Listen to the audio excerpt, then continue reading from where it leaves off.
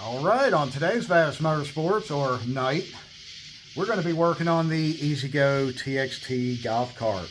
Now this is a series motor golf cart, and we know that by this having the forward and reverse big manual style knob. If it had the little flip switch up here on the dash or back here, that would be the PDS style, and that would use a different controller.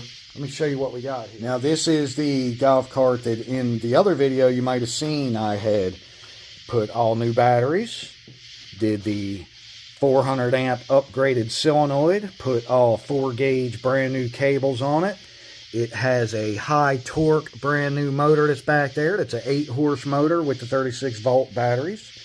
And stock is about 3.5 horse or 3 horse. I also put the brand new heavy duty forward and reverse switch in here. But what happened is I sent the controller off to someone and had it rebuilt. And what he does is ups the power. Now it can put out up to 500 to 600 amps. And I'll tell you what, is if you watched the other video where I did the whole install and everything and brought it over here to Robbie, the thing is unbelievable power-wise. I mean, coming up the big hill, that's what we needed to do, is come up the big hill here at the lake house. It would ride a wheelie if you was to the floor. There's no reason to put the pedal all the way down because you can't steer. It's just got the front wheels floating the whole time you're going up the hill. So, unfortunately, the stock controller is not really built to handle that. If you was just running around neighborhoods and stuff like that, it would probably work great. But climbing that big hill with a few people on it and cooler and stuff, just too much for it. It's not built to handle that. It wasn't that heavy duty. So it only lasted a very short time. I sent it back. He fixed it under warranty and showed me in a picture everything inside was burned up. So I got it back. We put it on. It lasted all summer. Made it into the winter. Robbie took it off-roading, four-wheeling over here up the road somewhere. Got it stuck in a ditch down a gully and was trying to come out, and it burned it up again. So what we're doing now, this time, I'm going with the actual Navitas controller. This is a 440 amp. Now you can get these in bigger amperage, but when you're dealing with the series motor in this 36 volt, 440 is the max of what you can go. They don't have anything any bigger. Now, all tracks or different companies may offer something a little bigger. I'm not sure, but I wanted to go with the Navitas.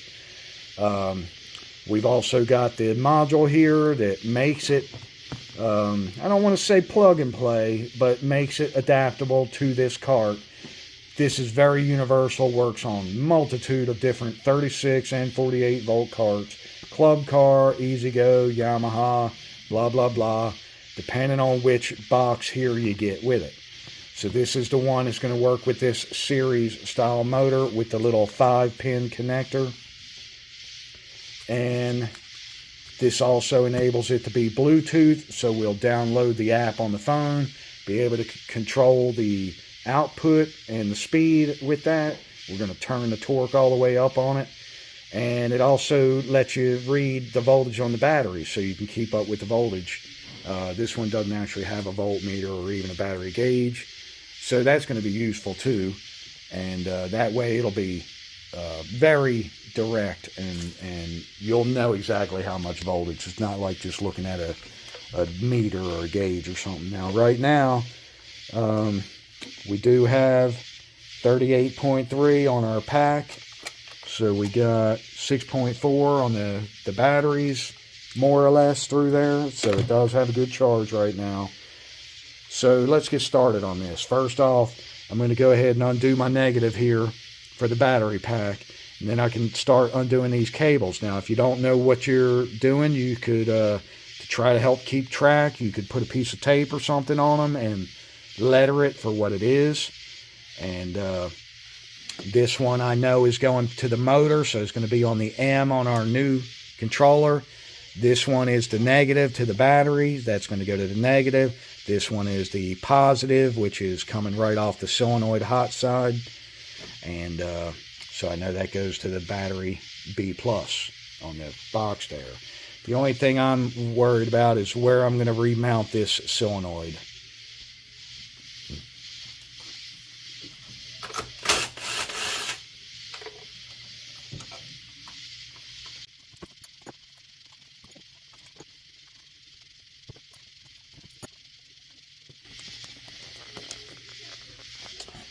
Alright, so as you can see on the B plus, the the solenoid is feeding the 36 volts going in. And then this one's coming down, it's going to the forward and reverse switch.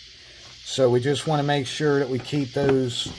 We got to remember to put both on the stud. And then we're just going to unplug the little 5-pin connector.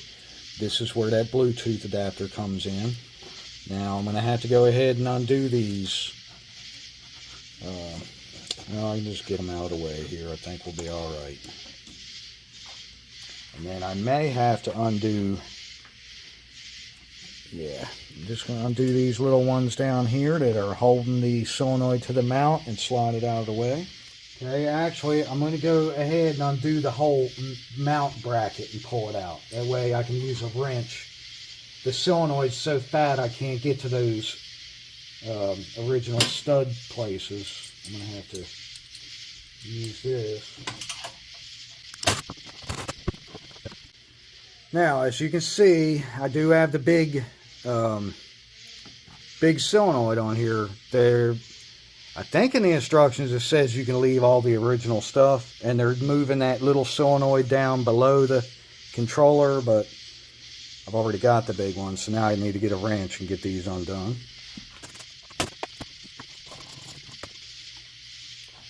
Alright, so we have the original Ezgo controller off.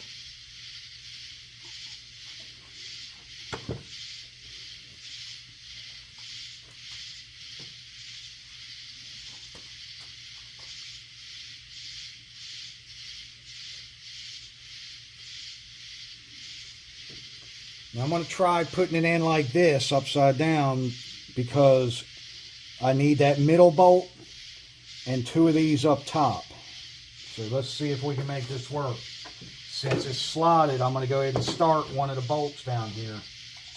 Then I should be able to slip it in on it, like so.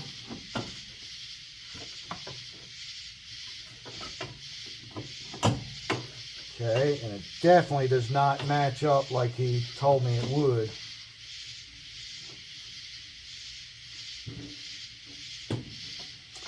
That won't work, so I guess I'm going to have to just use 2.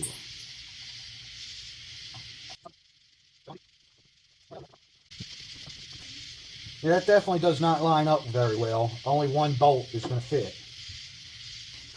Well, I think what I'm going to do is they give you 2 self-tapping 1/4-inch screws.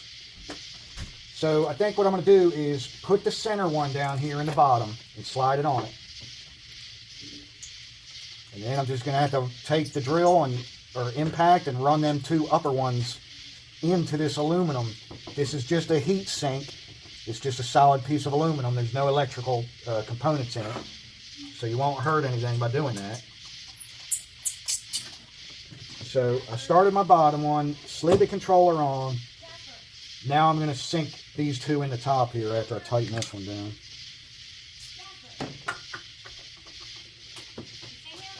Yeah, he was up here a couple minutes ago.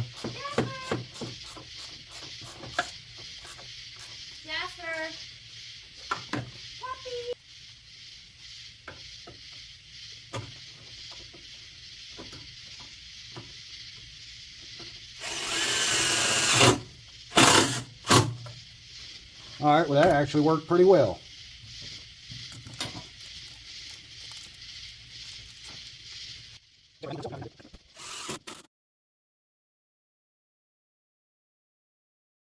Alright, so what we're going to do is, I do want the solenoid up here.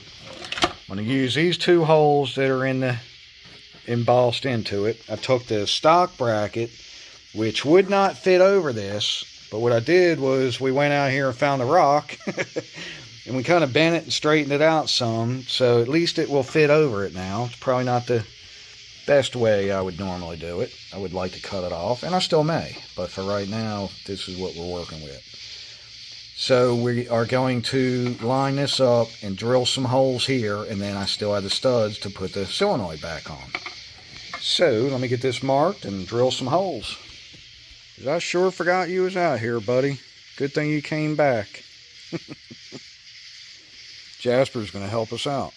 Now we're set up out here on the handy dandy workbench. I already drilled the one. I went back and I marked the other side where I need it.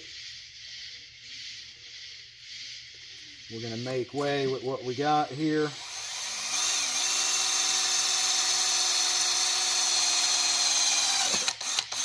Got to make it happen, folks.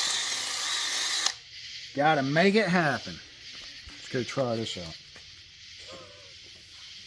Alright, so I got the bracket where we want it. It's going to fit like so. And that should hold the solenoid perfectly. So what I'm going to do is go ahead and get the solenoid mounted back to it.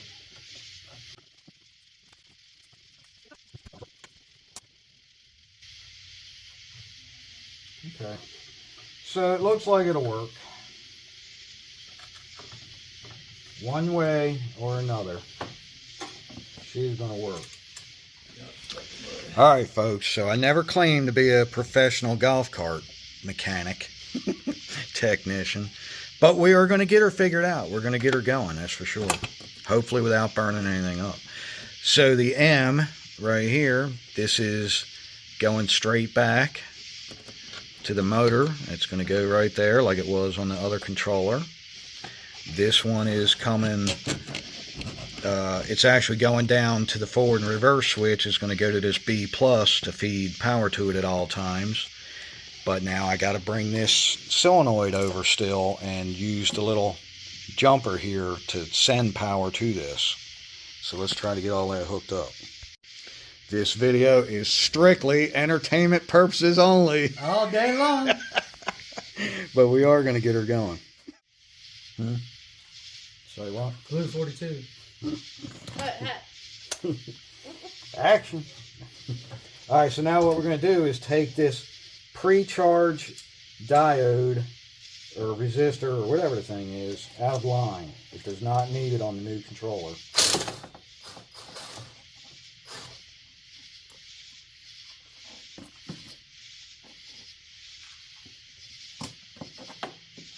We're doing all this very carefully, or something like that. It says in the instructions to do it very carefully. So that's what we're going to say we're doing.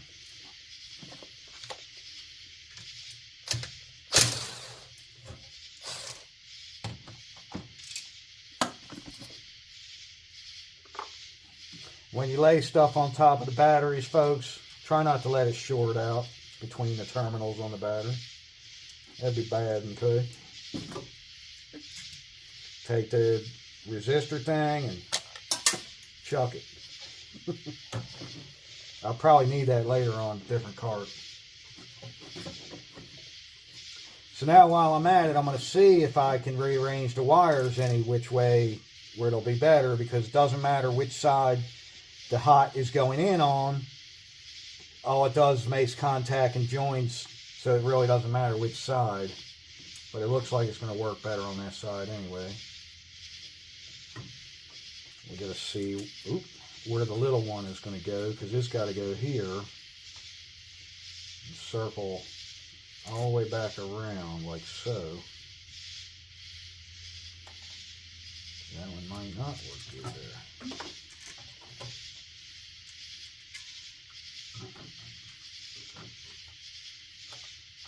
Might be better like that.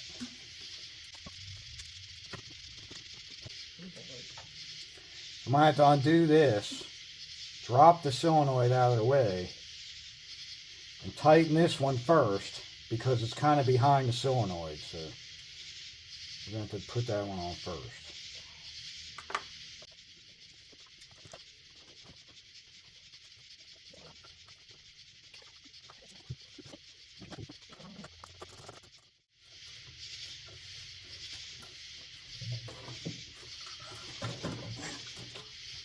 So the little negative wire here coming off, I got to stick that on there too.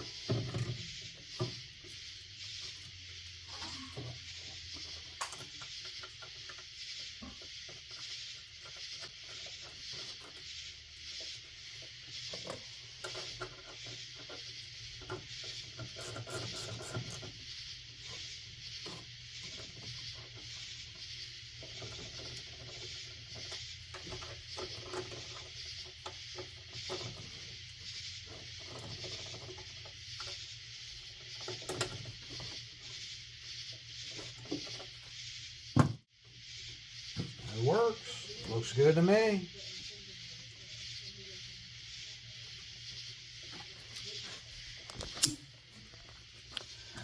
Now, as you can see, it's a pretty close fit, but it's not touching anything, so they're not going to short out. Plus, that housing is plastic anyway, all the orange. It's not touching the actual bracket down there. It's pretty far away from it. Actually, it's about 1 inch. Might not look like it. 1 inch is a lot in this case, y'all. And then them little screws, they're working good to hold it to the actual plastic housing. So you can use those little studs sticking out, or whatever you want to call them, little bridges. You can use that factory mount for the solenoid, but you just got to do a little finagling and get her worked out. All right, go ahead for it, light holder. Thank you. Yes, sir. This is what you get when you're out here, like, what is it, 1 in the morning? Or I have no idea. And then we still don't have a key for the cart. So we're going to hotwire here in a minute. Yes, we're definitely going to jump it. Screw that. All right, so this one, the hot should come right there. It's working good. Looping around there fine. Good job. Yes. So I can reach down there and remove that? It's just going to be right here or something. Oh, it doesn't go in there? It plugs into that thing. So oh, that's right. I don't know exactly where we're going to put it. I'm not sure yet on that. We'll have to see where we can come up with a good spot. But all 3 of these are nice and tight. Make sure they are tight. You don't want any movement. It's going to get hot if it does. All these are tight. I didn't undo any of them. So now I'm going to go ahead and get this tightened back down.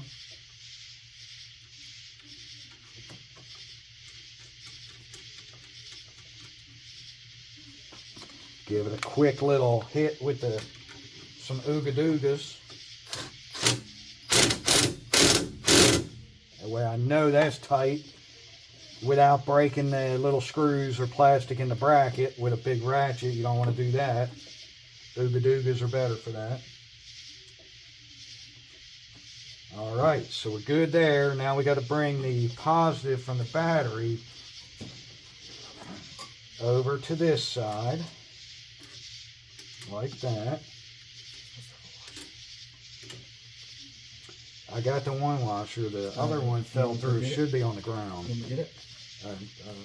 Now the other thing is, this is our module that's going to plug in down here, and then our little 5-pin connector is going to plug into this. So I'm not sure where I'm mounting this yet, but this needs to go on this side where the hot is coming into the solenoid, and that way this has power all the time, so it'll be able to be Bluetooth activated and all that good stuff.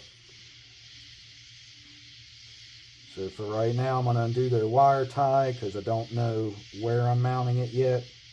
Then I'll make sure everything looks good and straight and clean and all that good stuff.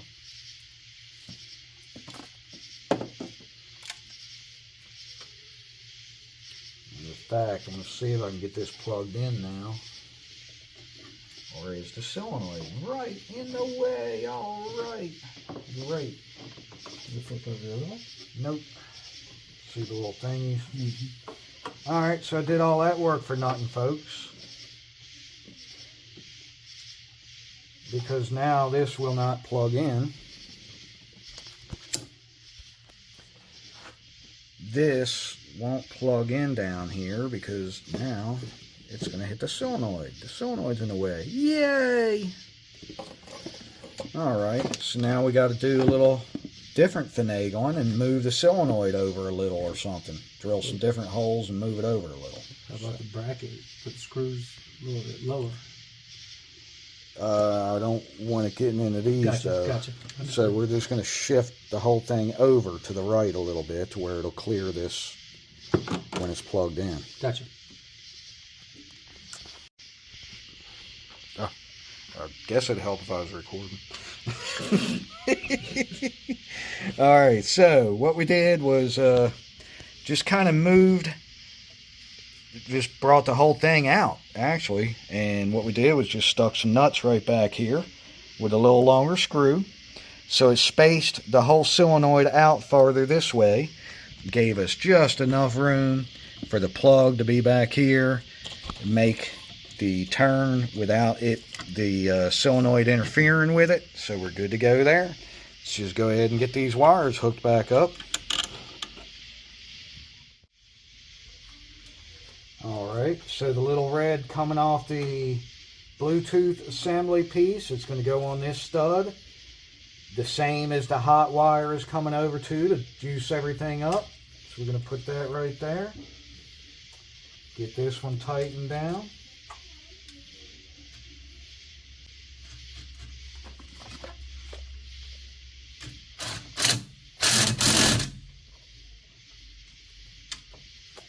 Making sure that it's not interfering with anything, going to ground or short or any of that good stuff.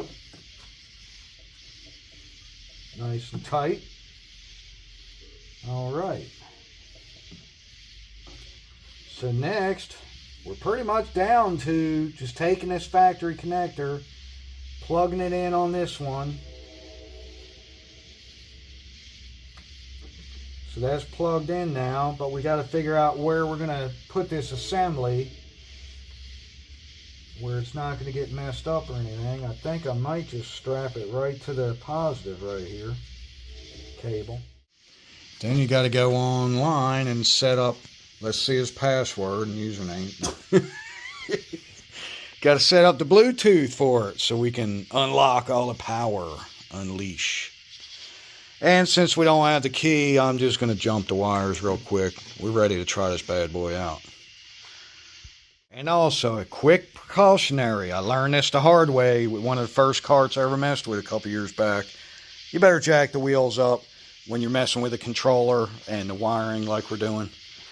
Because you never know when it's just going to try to take off. The batteries are hooked up. Everything has power now. It does have a little blue light here that was flashing. Scared the hell out of me when I first hit the battery because it just arced. I mean, it looked like an arc, but it wasn't.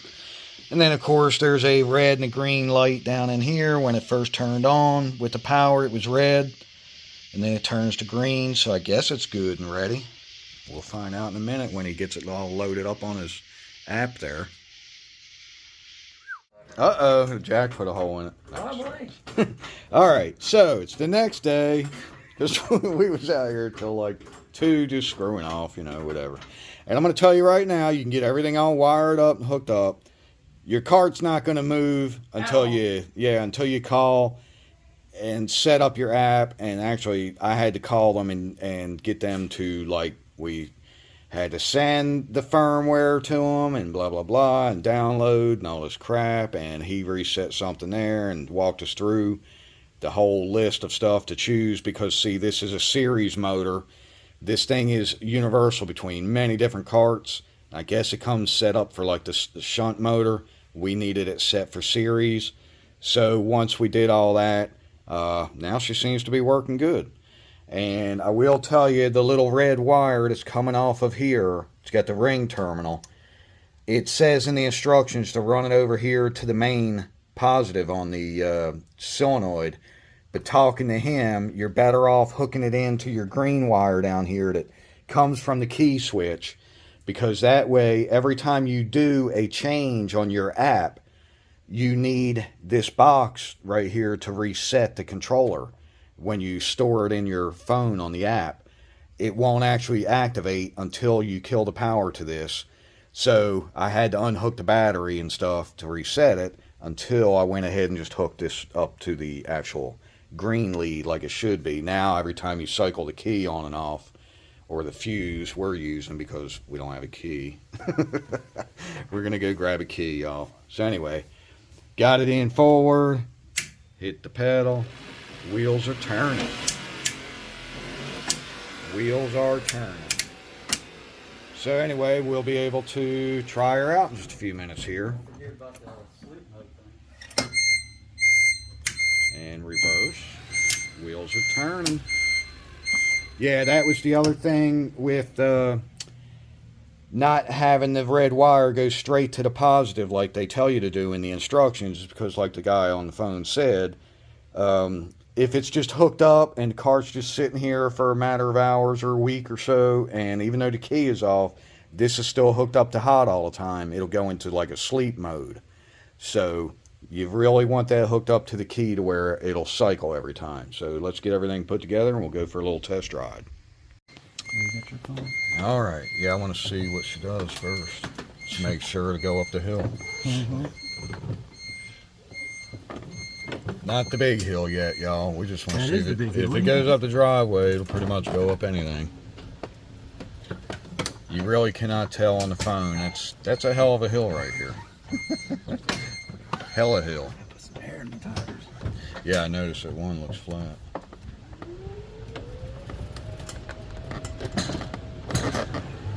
Oh man. Thanks.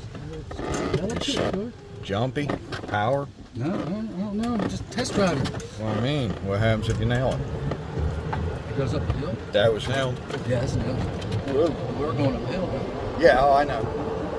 I remember how it was with the other one, it would jump.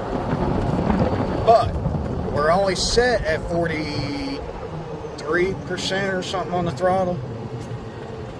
So we were just going to test drive and see. You can go all the way up to 100. Look, see, I told you I didn't want to park there last night. Hey. Let's see if it'll climb it. You just told me not to. Don't flip us, though.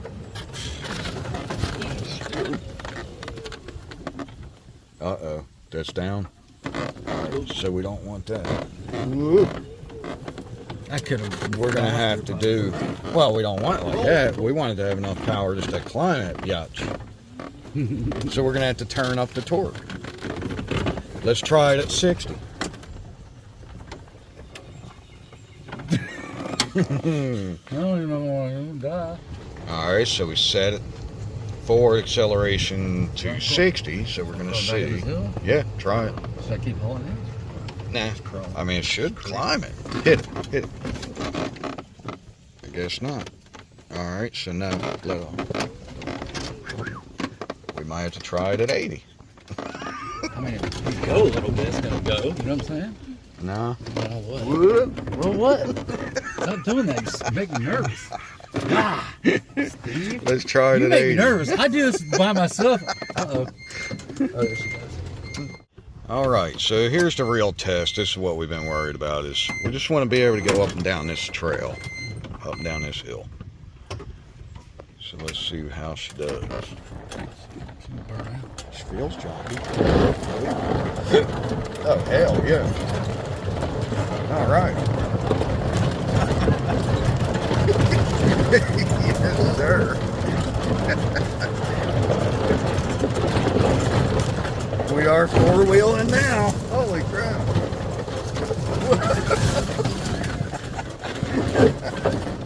All right, I'd say we're in business.